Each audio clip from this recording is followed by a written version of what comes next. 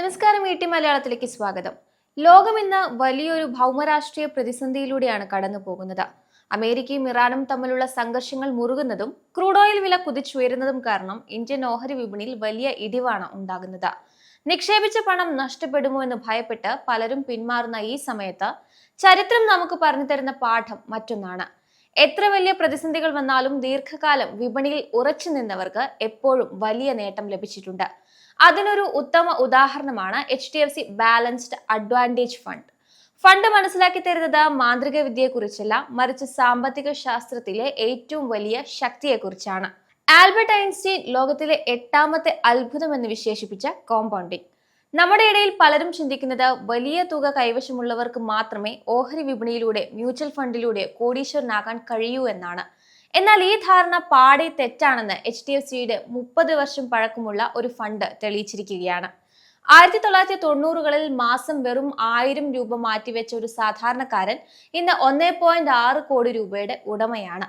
ഇത് വെറും ഒരു പരസ്യമല്ല, മറിച്ച് കൃത്യമായ കണക്കുകളുടെ പിൻബലമുള്ള സത്യമാണ്. എങ്ങനെയാണ് ഒരു ചെറിയ തുക ഇത്ര വലിയൊരു സാമ്രാജ്യമായി വളരുന്നത്? എന്തുകൊണ്ടാണ് മിക്കവാറും ആളുകൾക്ക് ഈ നേട്ടം കൈവരിക്കാൻ കഴിയാത്തത്? നമുക്ക് വിശദമായി നോക്കാം. 1995 ആരംഭിച്ച ഈ ഫണ്ട് ഇന്ന് അതിന്റെ 30 വർഷങ്ങൾ പിന്നിടുമ്പോൾ കാണിച്ചു തരുന്നത് ക്ഷമയുടെ വിലയാണ്. അന്ന് ഒരാൾ 1000 രൂപയുടെ SIP ആരംഭിച്ചിരുന്നെങ്കിൽ അയാളുടെ ആകെ നിക്ഷേപം ഏകദേശം 3.6 ലക്ഷം രൂപ മാത്രമാണ്. എന്നാൽ ഇന്നത്തെ അതിന്റെ മൂല്യം 1.6 കോടി രൂപയ്ക്ക് മുകളിലാണ്. ഇവിടെ ശ്രദ്ധിക്കേണ്ട കാര്യം, ഈ 30 വർഷത്തിനിടയിൽ ലോകം ഒരുപാട് പ്രതിസന്ധികളിലൂടെ കടന്നുപോയി എന്നതാണ്. 2000-ലെ .com ബബിൾ, 2008-ലെ ആഗോള സാമ്പത്തിക മാന്ദ്യം, 2020-ലെ കോവിഡ് മഹാമാരി, ഇതെല്ലാം വിപണിയെ പിടിച്ചുലച്ചെങ്കിലും ഈ ഫണ്ട് അതിനെയെല്ലാം അതിജീവിച്ചു.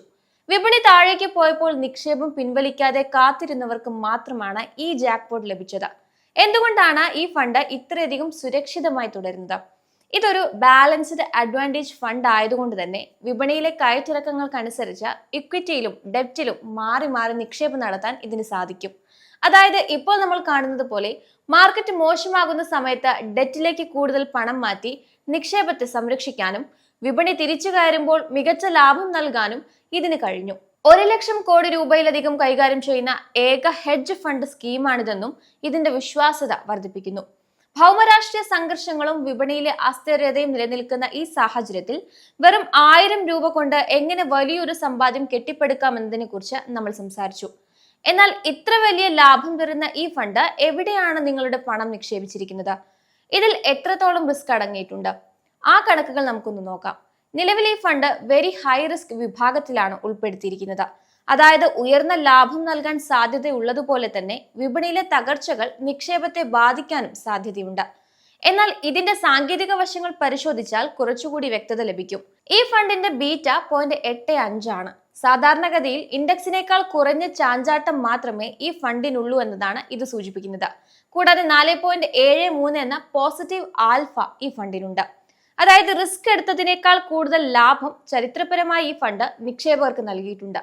ഇതിന്റെ ഷാർപ്പ് റേഷ്യോ 1.21, സോർട്ടിനോ റേഷ്യോ 2.07 എന്നിവ മികച്ച റിസ്ക് റിട്ടേൺ ബാലൻസിനെയാണ് സൂചിപ്പിക്കുന്നത്. എവിടെയാണ് ഈ ഫണ്ട് പണം നിക്ഷേപിച്ചിരിക്കുന്നത്? പ്രധാനമായും വൈവിധ്യവൽക്കരിക്കപ്പെട്ട മേഖലകളിലാണ് ഇവർ വിന്യസിച്ചിരിക്കുന്നത്. ഫൈനാൻഷ്യലിൽ 22.71% വെയിറ്റേജ് ആണ് നൽകിയിരിക്കുന്നത്. ഏറ്റവും കൂടുതൽ നിക്ഷേപം ഇവിടെയാണ്.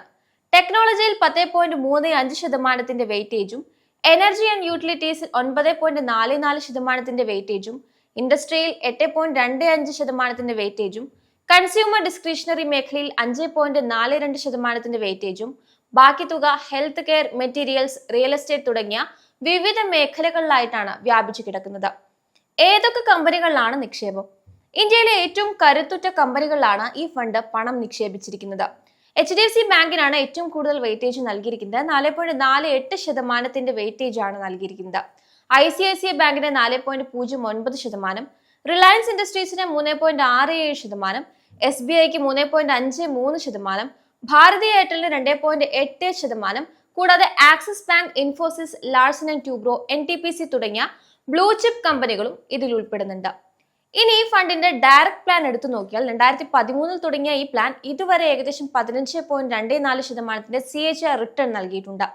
ചുരുക്കത്തിൽ ലോകത്ത് എന്ത് സംഘർഷങ്ങൾ നടന്നാലും ശരിയായ കമ്പനികളിലും സെക്ടറുകളിലും പണം നിക്ഷേപിക്കുന്ന ഒരു ഫണ്ടിന് ദീർഘകാല അടിസ്ഥാനത്തിൽ നിങ്ങളുടെ സമ്പാദ്യം വളർത്താൻ സാധിക്കും.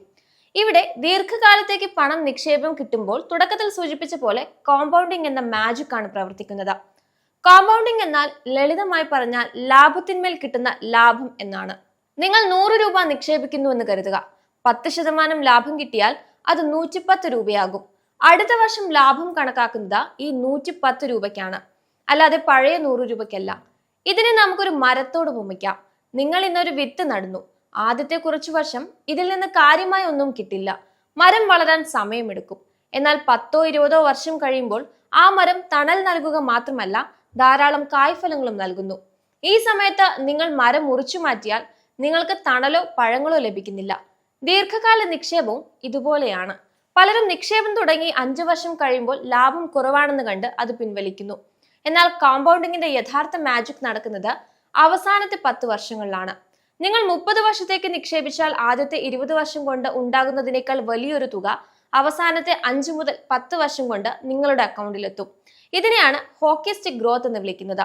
നമ്മൾ മലയാളികൾക്ക് പൊതുവെ 2 തരം നിക്ഷേപങ്ങളാണ് പ്രിയം: സ്വർണവും ഭൂമിയും. തീർച്ചയായും ഇവ രണ്ടും സുരക്ഷിതമായ നിക്ഷേപങ്ങൾ തന്നെയാണ്. എന്നാൽ അവയ്ക്ക് ഒരു പരിധിയുണ്ട്. ഭൂമി വിൽക്കാൻ സമയമെടുക്കും. സ്വർണം പലപ്പോഴും നമ്മൾ വൈകാരികമായി സൂക്ഷിക്കുന്ന ഒന്നാണ്. ഇക്വിറ്റി മ്യൂച്വൽ ഫണ്ടുകൾ എന്നത് ദീർഘകാല അടിസ്ഥാനത്തിൽ നോക്കിയാൽ സ്വർണത്തെക്കാളും ബാങ്ക് FDയെക്കാളും മികച്ച റിട്ടേൺ നൽകാൻ സാധ്യതയുള്ള ഒന്നാണ്. മാസം 1000 രൂപ എന്നത് ഒരു സാധാരണ പ്രവാസിക്കോ നാട്ടിൽ ജോലി ചെയ്യുന്ന ഒരാൾക്കോ വലിയൊരു ഭാരമല്ല. ഒരു സിനിമയ്ക്ക് പോകുന്ന പണമോ ഒരു ഹോട്ടൽ ഭക്ഷണത്തിന്റെ പണമോ മാറ്റിവെച്ചാൽ ഈ ലക്ഷ്യം കൈവരിക്കാം. പക്ഷെ നമ്മൾ പരാജയപ്പെടുന്നത് എവിടെയാണ്? അത് ക്ഷമയിലാണ്. വിപണിയിൽ ചെറിയൊരു ഇടിവ് സംഭവിക്കുമ്പോഴോ അല്ലെങ്കിൽ സുഹൃത്തുക്കൾ ആരെങ്കിലും പേടിപ്പിക്കുമ്പോഴോ നമ്മൾ നിക്ഷേപം നിർത്തുന്നു. ക്ഷമയുള്ളവന് മാത്രമേ ഓഹരി വിപണി പണം നൽകൂ എന്നത് ഒരു ഗോൾഡൻ റൂൾ ആണ്. നിക്ഷേപകർ അറിഞ്ഞിരിക്കേണ്ട ലളിതമായ ഒരു സൂത്രവാക്യമുണ്ട്: 15-15-15 റൂൾ. അതായത് 15,000 രൂപ പ്രതിമാസം നിക്ഷേപിക്കുക, 15 വർഷത്തേക്ക് നിക്ഷേപിക്കുക, 15% റിട്ടേൺ പ്രതീക്ഷിക്കുക. ഇത് കൃത്യമായി ചെയ്താൽ 15 വർഷം കഴിയുമ്പോൾ നിങ്ങളുടെ കൈവശം ഏകദേശം 1 കോടി രൂപ ഉണ്ടാകും. ഇനി നിങ്ങൾ ചോദിച്ചേക്കാം, എന്റെ കയ്യിൽ 15,000 രൂപ ഇല്ലല്ലോ എന്ന്. സാരമില്ല, നിങ്ങൾക്ക് 1000 രൂപയിൽ തുടങ്ങാം. തുകയേക്കാൾ പ്രധാനം എത്ര നേരത്തെ തുടങ്ങുന്നു എന്നതാണ്. 20 വയസ്സിൽ നിക്ഷേപം തുടങ്ങുന്ന ഒരാൾക്ക് 40 വയസ്സിൽ ലഭിക്കുന്ന നേട്ടം 35 വയസ്സിൽ നിക്ഷേപം തുടങ്ങുന്ന ഒരാൾക്ക് 55 വയസ്സിൽ ലഭിക്കില്ല. സമയമാണ് പണത്തേക്കാൾ വലിയ നിക്ഷേപം. റിസ്ക് ഉണ്ടോ എന്നതാണ് അടുത്ത സംശയം. തീർച്ചയായും ഉണ്ട്.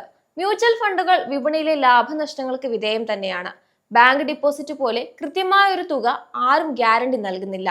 എന്നാൽ ചരിത്രം പരിശോധിച്ചാൽ ഇന്ത്യയെ പോലെ വളരുന്ന ഒരു സമ്പദ് വ്യവസ്ഥയിൽ 10 വർഷത്തിന് മുകളിൽ നിക്ഷേപിക്കുന്നവർക്ക് നഷ്ടം വരാനുള്ള സാധ്യത വളരെ കുറവാണ്. റിസ്ക് കുറയ്ക്കാൻ ഏറ്റവും നല്ല വഴി ഡൈവേഴ്സിഫിക്കേഷൻ തന്നെയാണ്. അതായത് എല്ലാ മുട്ടകളും ഒരു കൊട്ടയിലിടരുത്. മ്യൂച്വൽ ഫണ്ടുകൾ ചെയ്യുന്നത് ഇത് തന്നെയാണ്. നിങ്ങളുടെ പണം വിവിധ കമ്പനികളിലായി വിഭജിച്ച് നിക്ഷേപിക്കുന്നു. ഒരു കമ്പനി തകർന്നാലും മറ്റുള്ളവ നിങ്ങളുടെ ലാഭത്തെ സംരക്ഷിക്കും. ഇന്ന് നിക്ഷേപം തുടങ്ങാൻ ബാങ്കുകൾ കയറിറങ്ങേണ്ട ആവശ്യമില്ല. നിങ്ങളുടെ ഫോണിൽ ഒരു KYC പൂർത്തിയാക്കിയാൽ മിനിറ്റുകൾക്കുള്ളിൽ തന്നെ SIP തുടങ്ങാം. ആദ്യം നിങ്ങളുടെ ലക്ഷ്യം നിശ്ചയിക്കുക. ഒരു ഫണ്ട് തിരഞ്ഞെടുക്കുക. ഇൻഡെക്സ് ഫണ്ടുകളോ ഫ്ലെക്സി ക്യാപ് ഫണ്ടുകളോ തുടക്കക്കാർക്ക് നല്ലതാണ്. തുക എത്ര ചെറുതായാലും തുടങ്ങുക. ഓരോ വർഷവും വരുമാനം കൂടുന്നതനുസരിച്ച് നിക്ഷേപ തുക 10% വർദ്ധിപ്പിക്കാൻ ശ്രമിക്കുക. നിങ്ങൾ ഇന്ന് ഈ വീഡിയോ കാണുമ്പോൾ ചിന്തിക്കുന്നുണ്ടാകും, 30 വർഷം മുൻപ് ഞാനിത് തുടങ്ങിയിരുന്നെങ്കിൽ ഇന്ന് ഞാൻ കോടീശ്വരനായേനെ എന്ന്. ആ ചിന്തയിൽ അർത്ഥമില്ല. കാരണം കടന്നുപോയ കാലം തിരിച്ചു കിട്ടില്ല. എന്നാൽ ഓർക്കുക, നിക്ഷേപം തുടങ്ങാൻ ഏറ്റവും നല്ല സമയം ഇന്നലെ കഴിഞ്ഞാൽ ഇന്നാണ്. നിങ്ങളുടെ മക്കൾക്കോ നിങ്ങളുടെ വരും തലമുറയ്ക്കോ നൽകാൻ കഴിയുന്ന ഏറ്റവും വലിയ സമ്മാനം അവർക്കായി തുടങ്ങി വെക്കുന്ന ഒരു SIP ആയിരിക്കും. വെറും 1000 രൂപയിൽ തുടങ്ങുന്ന ഈ ചെറിയ ശീലം നിങ്ങളുടെ കുടുംബത്തിന്റെ സാമ്പത്തിക ഭാവി തന്നെ മാറ്റിമറിക്കും.